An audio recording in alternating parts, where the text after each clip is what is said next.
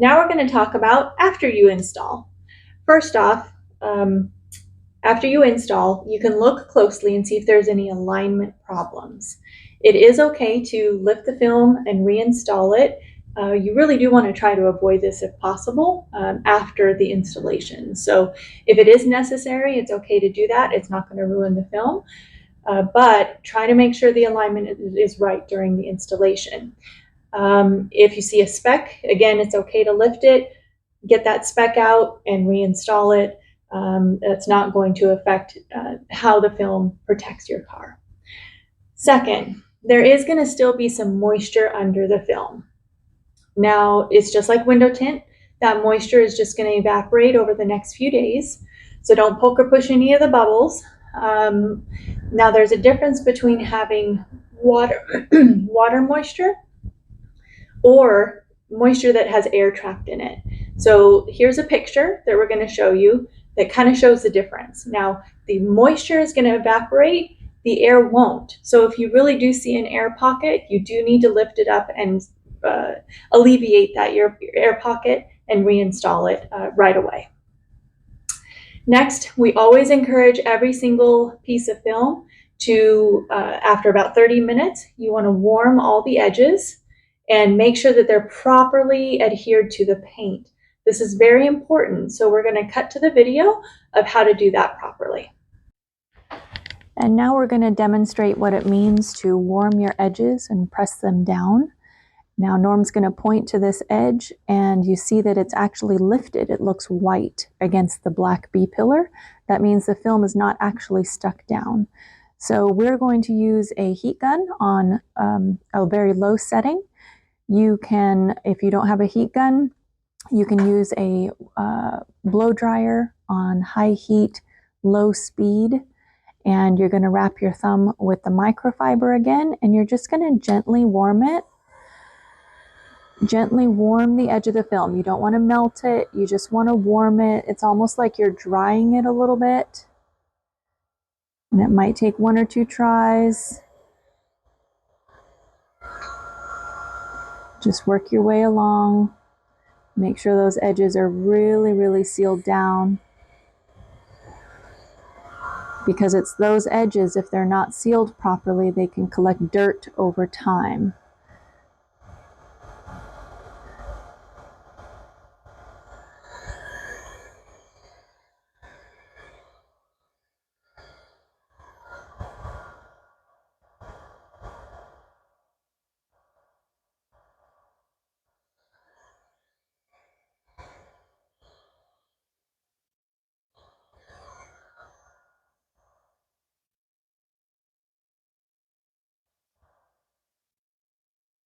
And now you see there's no edge lifting along that bottom half. So we'll do that with the remainder, and we encourage this with every single piece of DIY film that you purchase.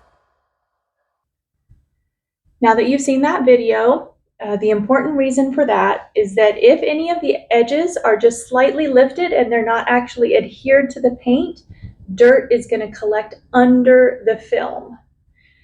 That will just make it look dirty a lot quicker. So you really want to make sure that those edges are sealed to the paint.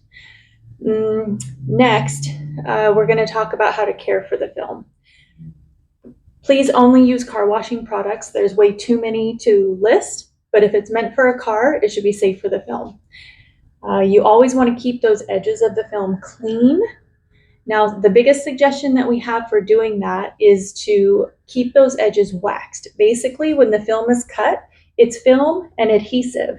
Now, even though they could be heat sealed properly to the film, that tiny bit of exposed adhesive where it was cut, that can collect a little bit of dirt. But if you create a barrier with wax, that will help keep those edges clean. Now, they might still get dusty or dirty, but they'll clean off a lot easier. If you need suggestions in the future on how to clean your edges, just contact us and we'll give you suggestions. Next is when you wax your car, waxing is important. You want to protect your paint. You want to wax right over the film. That protects your paint underneath from the UV rays. Also, if ever you use a handheld pressure washer, you want to keep the nozzle about 18 inches away from the film What we don't want you to do is if you're covered on bugs and you put on a hood edge strip of paint protection film and you get right up on a bug with the pressure washer nozzle, you don't want to do that. You can actually puncture the film and blow it up like a water balloon, or catch an edge and blow it off. So you don't want to get the nozzle very close to the film. Regular distance, drive-through car washes shouldn't be an issue. Now, most of what impacts your car or could damage your paint is just not even going to be noticed by the film. It could be rocks flying at your hood. 99% of those are just going to bounce right off and you're never even going to know. But if something large enough or sharp enough impacts it, whether it's on the front of the car or maybe in the high wear areas, like where your boots kick getting in out or something like that, it can damage the film. But remember, the film is taking the damage instead of your paint.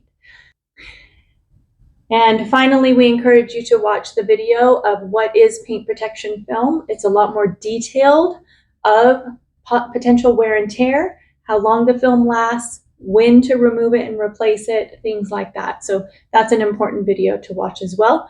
But otherwise, just be happy knowing that your car is protected at a higher level from getting paint damage.